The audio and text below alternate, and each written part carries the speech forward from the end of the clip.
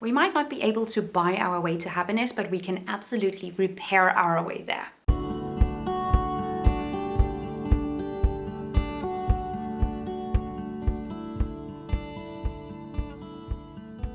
Hello everybody and welcome back to my channel. I am starting a really exciting series today. I have been sitting on this for a while and I am so excited to get started. We are starting a repair series. In this series, I will not only show you how to repair different types of things, we will talk about repairs, our right to repair, how and why repairs, and the underlying structures and infrastructures and systems that need to be in place in order for repairs to take place. In a world where our products are designed to be single use, and in a world where materials around us are not meant to last, or not meant to be repaired or respected, repairing those things is actually a form of activism. But repairing is a solution to a much bigger problem. There are countless underlying structures and business models that we need to be critical of and we need to understand in order for us to move forward, because ultimately what I would love to see happen is that repairing your stuff becomes the new normal. Repairing, maintaining and reusing things gets integrated into business models, so it isn't a form of activism, it's just the way life is. It is that way for a lot of people and thank God for that, but we have to acknowledge that not everyone feels this way. So in this series we will not only talk about how and when and why to repair,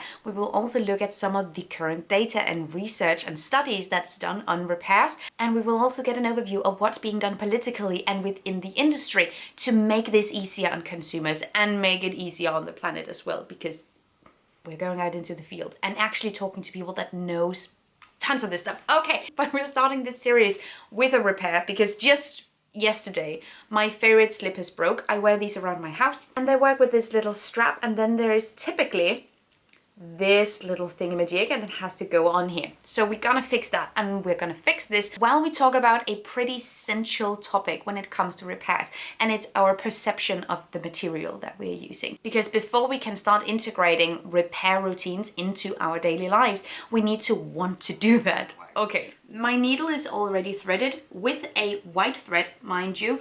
I don't care, we're gonna use this, it's fine. Honestly, I really love when you can tell that something is being repaired.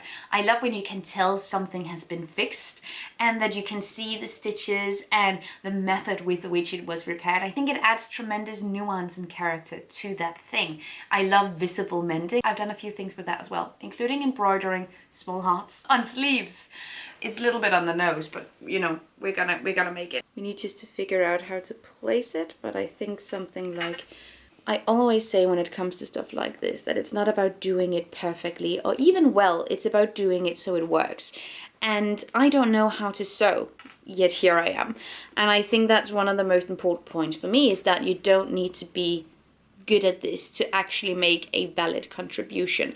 This is your stuff. You can fix it in any way you want to. But the mental shift that needs to happen often when it comes to how we repair our things is the wanting to repair our stuff.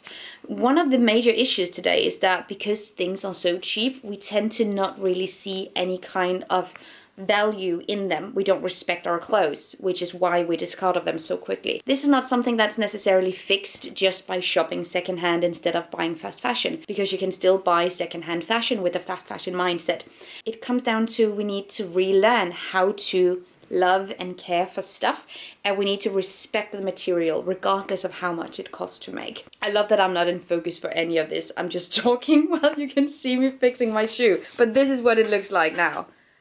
And there was actually done this amazing study recently about how we need to feel an emotional attachment to stuff in order to want to repair it. If an H&M t-shirt rips, it's likely that a lot of consumers will simply just throw it away because it can't be worn anymore. But if you inherit something from your grandmother, you are more likely to try and fix it because you care about this in a different way. So emotional attachment to things is something that we need to think about. And you can feel emotional attachment to products that are not precious, valuable heirlooms.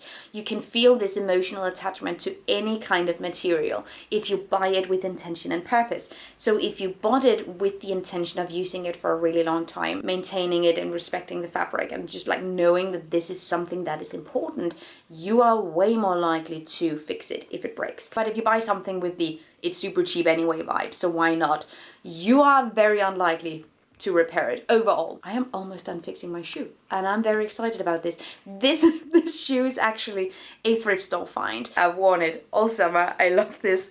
And now that it's winter and cold outside, I'm using it as a slipper, as like an indoor shoe. And the Dane in me is hating that for sure. But when I work long hours standing up in my kitchen, it's really nice to have shoes on. So that's what I'm using them for now. But when it's warmer out, I wear them everywhere. Okay. Also, one more thing about the attachment to stuff. We often experience that the stuff we take time and effort to repair is also the stuff that we're gonna treasure the most. It adds quality of life, so to speak, because when we repair our stuff, we increasingly so surround ourselves with things that matter on a different level. We might not be able to buy our way to happiness, but we can absolutely repair our way there. And this is not just me saying it, there are actual studies done on this, like this one from 2023, which examined repair cafes, which we will also get back to, and the volunteers and consumers' attachment to stuff. And I want to dive into this study a little bit more because it unfolds some of the aspects of emotional attachment that comes with repairing our stuff. It actually divides emotional attachment to products into 5 categories: pleasure, self-expression, group affiliations, memories, and social aspects. Pleasure covers the satisfaction of tinkering with stuff, exploring both the difficulties of reparations as well as celebrating the successes of the reparation. Self-expression has to do with using reparations as a hobby as well as brand loyalty. Group affiliation is mostly defined by war stories, which means that you share the difficulties, the failures, the successes, and the stories that came from repairing stuff. And memories is pretty self-explanatory. It has mostly to do with nostalgia, repairing family heirlooms or things that just matter to you a lot. And the social aspects refers to the transfer of emotions and being the bringer, which means that you repair something for other people because you like the people. In this category, we are encouraged to repair something because other people feel emotional attachment to it. So we want to show the people that we care about them by repairing their stuff, which means that when we talk about reparations, when we encourage or nudge others to repair something, perhaps we shouldn't focus so heavily on the financial or economic gain from it that could potentially be there.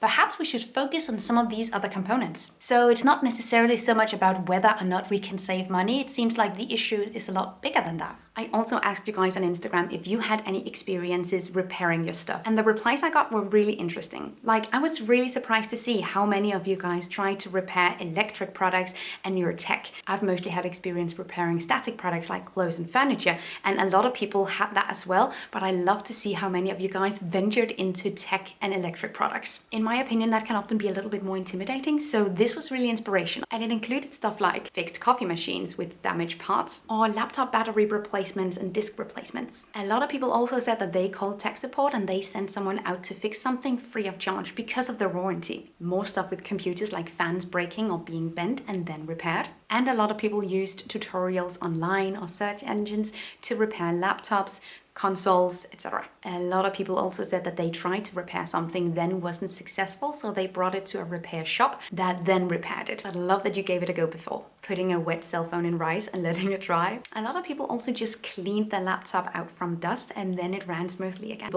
lot of people opened old toasters and different kinds of kitchen appliances. Someone tried to fix their electric guitar but wasn't successful, so now it's just being used for beginners instead. Fixed old deck chairs with macrame or fixed old kitchen cloths with embroidery. Love me some visible mending. Fixed a pair of sunglasses with an old piercing, or glued together a broken plate to use it as a plant holder. Generally, glue seems to be an overall favorite here, and especially so for static products like clothing and furniture. It makes a lot of sense to try that first. There were also plenty of entries about failed attempts, and I think these are important to acknowledge as well. It's very likely that you won't be able to fix your stuff because your stuff isn't meant to be fixed, which is an overall bigger problem that's bigger than consumers. But even with failed attempts, I feel like we're still learning something. We're still nourishing a curiosity for how we fix our stuff and how our stuff works, and that can be incredibly powerful. The interest and engagement with repairing stuff is not something that's often prioritized with consumers nor with companies. And in many cases, it's because we learn these skills so late in life.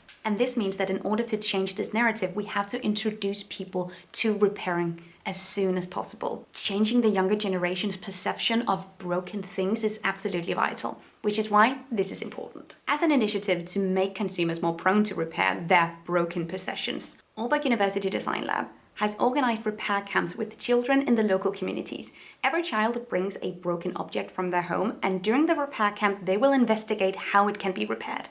By organizing these repair camps, children will get a clearer understanding of how everything works and get first-hand experience in trying to repair something they brought from home. During these repair camps, children are actively encouraged to participate in the reduce, reuse, recycle loop by tapping into children's natural curiosity to discover and investigate how broken things work and what they're made of. These repair camps are helping the next generation to become more sustainable and independent when their own possessions break. Encouraging new consumption patterns in the new generation of consumers is key, because since the 2000s, our consumption has doubled. In Denmark, we throw away an average of 23.9 kilograms of e-waste every single year, and we buy more than 16 kilograms of clothing in a year, and the vast majority is discarded when it's broken, even though repairs could be quite fixable, because we have not been taught. If you're sensing that this is going to become a more systemic, like bigger structural issue, you're absolutely right. And actually a trailblazer in this movement is joining me in my next video. In the next video, I'll be interviewing a researcher and expert in repair culture, and who also examines experiences with repairs like the ones you have shared with me. That is everything for the first part in this series. I would love throughout this project to get your perspective and nuances and experiences. So please comment down below with any sort of experience that you have that you want to share. Share with the group, that would be amazing. In the next video, we are going to talk about repair cafes, and I'm very excited about that. So stay tuned, because I'm going to learn something new here. Anyway, thank you so much for watching. Have an amazing day, and I'll see you guys next time. Take really good care of yourselves. Until then, bye. Thank you so much for watching this video, and also a special thank you to my Patreon supporters. You guys help me create green, zero-waste content, and I love you guys. You can find the links to my social media accounts down below and the link to my Patreon on this screen. Bye!